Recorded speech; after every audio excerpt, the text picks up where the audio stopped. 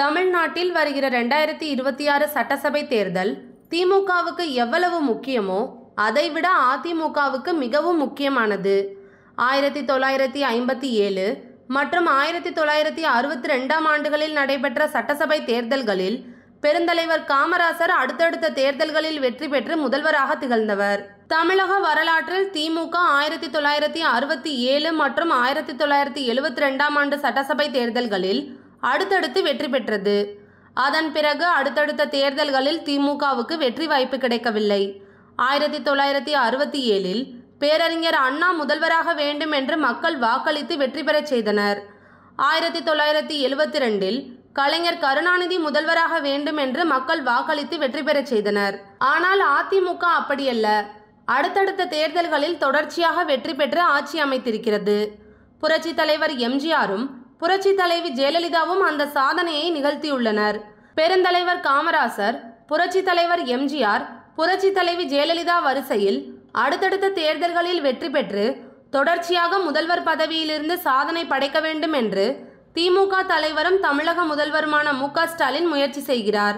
அதே நேரத்தில் 2026 தேர்தலில் திமுக ஆட்சியை வீழ்த்தியே ஆக வேண்டும் என்று கங்கணம் கட்டிக்கொண்டு செயல்படுகிறவர்கள் பட்டியலில் எடப்பாடி பழனிசாமி, அண்ணாமலை, சீமான், விஜய் ஆகியோர் உள்ளனர். இந்நிலையில் தமிழக பாஜகவுக்கு புதிய தலைவர் அறிவிக்கப்படலாம் என தகவல்கள் ரெக்கை கட்டி பறக்கின்றன.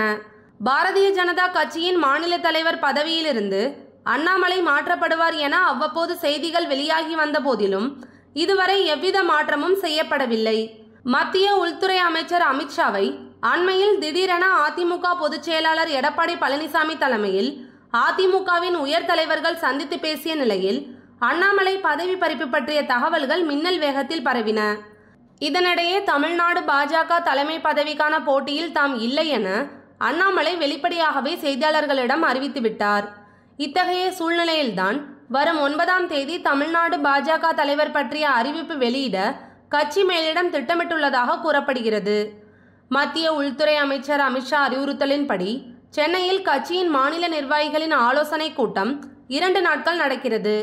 தமிழக பாஜக தலைவர் அறிவிப்போடு சேர்த்து மேலும் 13 மாநிலங்களுக்கு புதிய தலைவர்கள் அறிவிக்கப்படுவார்கள் என்றும் கூறப்படுகிறது.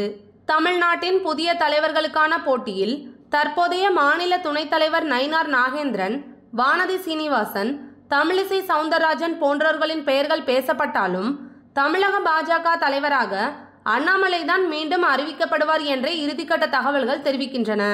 தமிழக பாஜக தலைவராக அண்ணாமலை மீண்டும் அறிவிக்கப்பட்டால் 2026 சட்டசபை தேர்தலில் பாஜக தலைமையில்தான் கூட்டணி அமைக்கப்படும் என்றும் அண்ணாமலைதான் முதல்வர் வேட்பாளர் என்றும் தகவல்கள் வெளியாகியுள்ளன.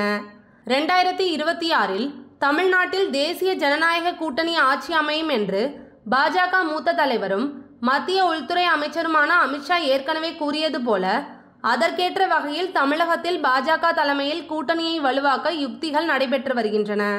பாஜக கூட்டணிக்கு எடப்பாடி பழனிசாமி தலைமையிலான அதிமுக வரவில்லை என்றால் செங்கோட்டையன், ஓ. பன்னீர்செல்வம் மற்றும் அதிமுகவிலிருந்து பிரிந்தவர்கள் சேர்ந்த அதிமுக அணியாக பாஜகவுடன் கூட்டணி சேர வாய்ப்புள்ளதாக கூறப்படுகிறது. பாஜக தலைமையிலான கூட்டணியில் பாமக, அமமுக, தேமுதிக, புதிய தமிழகம், புதிய நீதி கட்சி, இந்திய ஜனநாயக கட்சி, தமிழக மக்கள் முன்னேற்ற கழகம் இணைவது உறுதியாகும் என்றும் பேசப்படுகிறது. திமுக கூட்டணிக்கு எதிராக பெரும் பலத்துடன் கட்டமைக்கப்படும் மெகா கூட்டணியில் நாம் தமிழர் கட்சி தலைமை ஒருங்கிணைப்பாளர் சீமானையும் சேர்க்க முயற்சிகள் மேற்கொள்ளப்படுகின்றன. இதுவரை சீமான் சிக்னல் கொடுக்காமல் இருக்கிறார். தமிழகத்தில் 2026 தேர்தலுக்காக மட்டும் கூட்டணி அல்ல, வெற்றி பெற்றால் கூட்டணி ஆட்சி என்ற இலக்கையும் பாஜக நிர்ணயித்துள்ளது.